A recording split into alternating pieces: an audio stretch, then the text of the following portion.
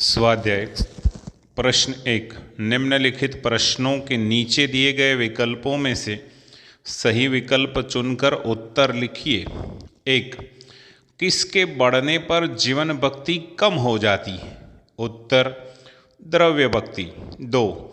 पोम्पी नगर के खंडहरों से मिले एक नरकंकाल की मुट्ठी में क्या था? उत्तर सोना। 3। मनुष्य अंदर से कब तक अमीर था? उत्तर पैसों की खोज नहीं हुई थी तब तक।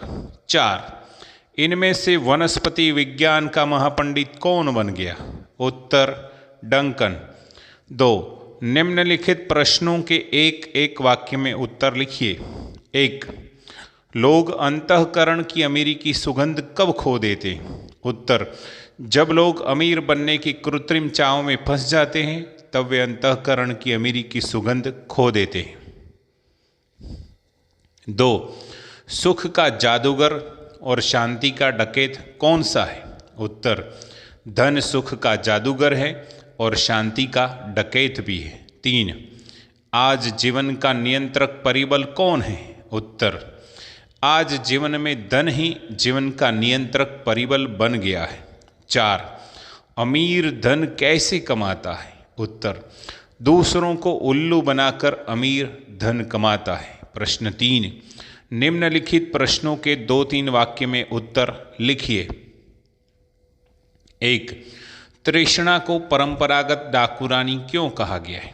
उत्तर तृष्णा को परंपरागत डाकुरानी कहा गया है क्योंकि जब तृष्णा बढ़ती है तो मनुष्य की नेकी के समाप्त होने में देरी नहीं लगती।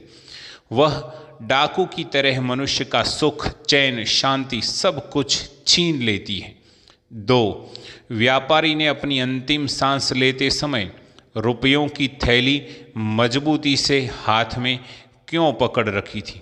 उत्तर मनुष्य की तृष्णा की पूर्ति धन से ही होती है, इसलिए वह अंतिम समय तक धन को पकड़कर रखता है ताकि उससे उसकी इच्छाओं की पूर्ति हो सके।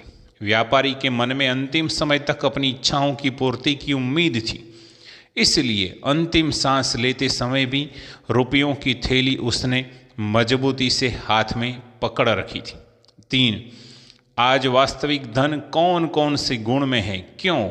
उत्तर आज वास्तविक धन मनुष्य के सहृदयता, आत्मीयता, आशा, उल्लास तथा प्रेम आदि गुणों में है। इन गुणों के द्वारा जो धन प्राप्त होता है वह चिरस्थायी होता है, जबकि द्रव्य के रूप में कठिन परिश्रम से अर्जित किया गया धन स्थायी नहीं होता। 4। आज मनुष्य की वृत्ति और प्रवृत्ति दोनों ही भ्रष्ट क्यों हो गई है? उत्तर आधुनिक जीवन में धन जीवन को नियंत्रित करने वाली शक्ति बन गया है, इसलिए प्रत्येक व्यक्ति अधिक से अधिक धन प्राप्त करने में लगा है। गरीब अपनी जीविका चलाने के लिए धनोपार्जन में लगा है तो अमीर और अधिक अमीर बनने के लिए धन अर्जित करने में जुटा है। इसलिए आज मनुष्य की वृत्ति और प्रवृत्ति दोनों ही भ्रष्ट हो गई। 5। डंकन के जीवन से क्या संदेश मिलता है? उत्तर जॉन डंकन स्कॉटलैंड के रहने वाले एक गरीब बुनकर के पुत्र थे। अपनी प्रबल इच्छा शक्ति और प्रयास से वे वनस्पति शास्त्र के महान पंडित बन गए। उनकी प्रतिभा और खराब आर्थिक स्थिति को देखकर अनेक लोगों ने उन्हें बड़ी बड़ी रकम के चेक भेजे, पर डंकन ने इस धन का उपयोग अपने लिए कभी नहीं किया। उन्होंने यह सारा धन प्राकृतिक विज्ञान का अध्ययन करने वाले गरीब विद्यार्थियों की सहायता, स्कॉलरशिप तथा पारितोषिक के लिए दान कर दिया।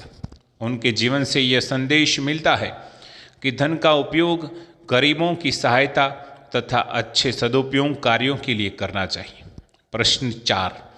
निम्नलिखित प्रश्नों के 4-5 वाक्यों में उत्तर लिखिए। 1। पोम्पी नगर के खंडहरों के कंकाल और एक व्यापारी के हाथ में अंतिम समय तक क्या था, क्यों? उत्तर पोम्पी नगर के खंडहरों में खुदाई करते समय एक नरकंकाल मिला था। उसकी मुट्ठी को बड़ी मुश्किल से खोला जा सका। मुट्ठी खुलने पर पता चला कि मृत व्यक्ति की मुट्ठी में सोना था। ठीक इसी प्रकार इसी शहर के एक व्यापारी ने अपनी अंतिम सांस लेते समय तकिए के नीचे से पैसों से भरी हुई थैली बाहर निकाली थी। जब तक उसके प्राण निकल नहीं गए तब तक उसने उसे मजबूती से पकड़ रखा था। इससे उनमें धन के प्रति मोह की भावना दिखाई देती है, जिन्हें हमेशा संभाल कर रखना चाहते थे। 2. डंकन वनस्पति शास्त्र का महापंडित कैसे बना? उत्तर: डंकन स्कॉटलैंड में रहने वाले एक गरीब बुनकर का पुत्र था। वह अनपढ़, अशक्त, कुबड़ा तथा कंगाल परिवार से था। उसे बच्चे बहुत चिढ़ाते थे। वह ढोर चराने का काम करता था और उसका मालिक उस पर बहुत अत्याचार करता था। 16 साल की उम्र में उसने मूलाक्षर सीखना शुरू किया था। फिर वह जल्दी जल्दी पढ़ना लिखना सीखता गया। जंगल में घूमने के कारण उसे पहले से वनस्पतियों की जानकारी थी। उसने वनस्पति शास्त्र का ग्रंथ खरीदकर वनस्पति शास्त्र का गहरा अध्ययन किया और इस विषय का महापंडित बन गया। 3. भारत के महापुरुषों को कीचड़ में खिलने वाले कमल क्यों कहा है? उत्तर: भारत में अनेक महापुरुष हुए हैं। उन्होंने गरीबी, अभाव और कठिनाइयों में अपने जीवन की शुरुआत की थी। इसके बावजूद उन्होंने अपने अपने क्षेत्रों में अपना मूल्यवान योगदान दिया है। धन की समस्या कभी उनके आड़े नहीं आई। धन के लिए उन्होंने कभी ऐसा कोई काम नहीं किया जिससे उनको लज्जित होना पड़ा हो।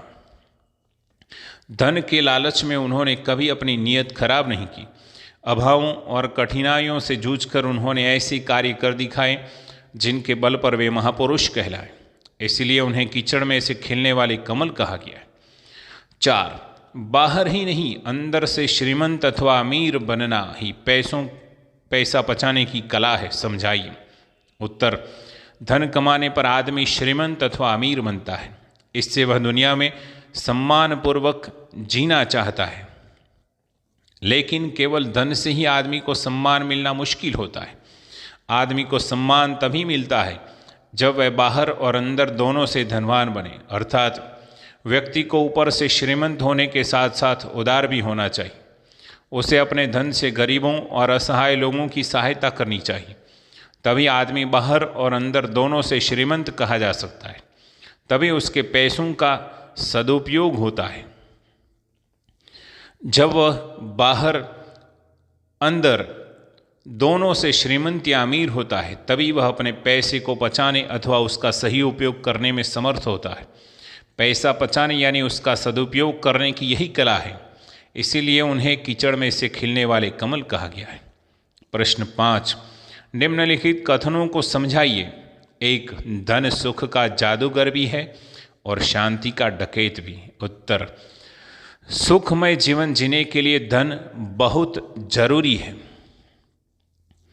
धन से तरह तरह की सुख सुविधा की चीज़ें खरीदी जा सकती है। मनुष्य जादू की गति से ऐशो आराम की जिंदगी जी सकता है। पर धन का एक दोष भी है। धन आने पर मनुष्य की अधिक से अधिक धन प्राप्त करने की तृष्णा बढ़ती जाती है। वह किसी भी तरह से अधिक धन एकत्र करने का प्रयास करने में जुट जाता है। इससे मनुष्य की शांति गायब हो जाती है। उसका मन अशांत हो जाता है। वह धन के पीछे पागलों की तरह भागने लगता है। इसीलिए कहा गया है कि धन सुख का जादूगर भी है और शांति का डकैत भी। 2.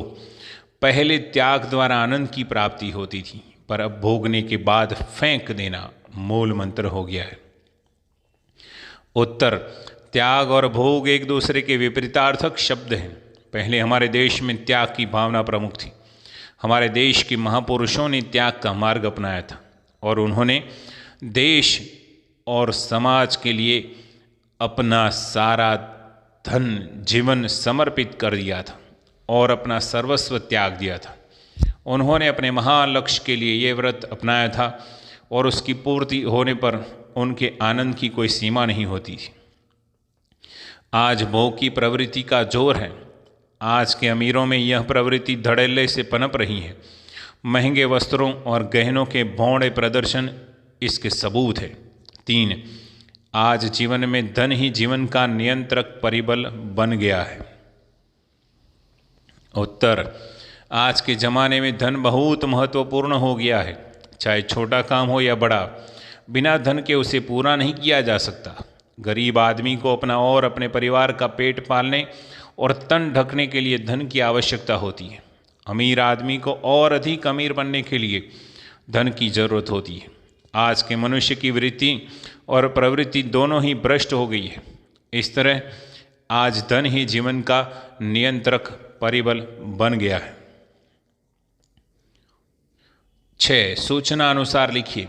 एक मुहावरों का अर्थ देकर वाक्य में प्रयोग कीजिए। चैन की सांस लेना, इसका अर्थ है शांति होना। वाक्य, बेटी को ब्याहने के बाद पिता ने चैन की सांस ली। खून पसीना एक करना, इसका अर्थ है सख्त परिश्रम करना। वाक्य, सफलता प्राप्त करने के लिए खून पसीना एक करना पड़ता है।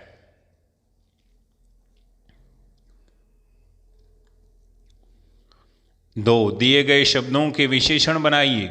अमीर, अमीरी, परिवार, पारिवारिक, अभिमान, अभिमानी, परिश्रम, परिश्रमी, दिन, दैनिक और दर्शन का विशेषण है दर्शनीय।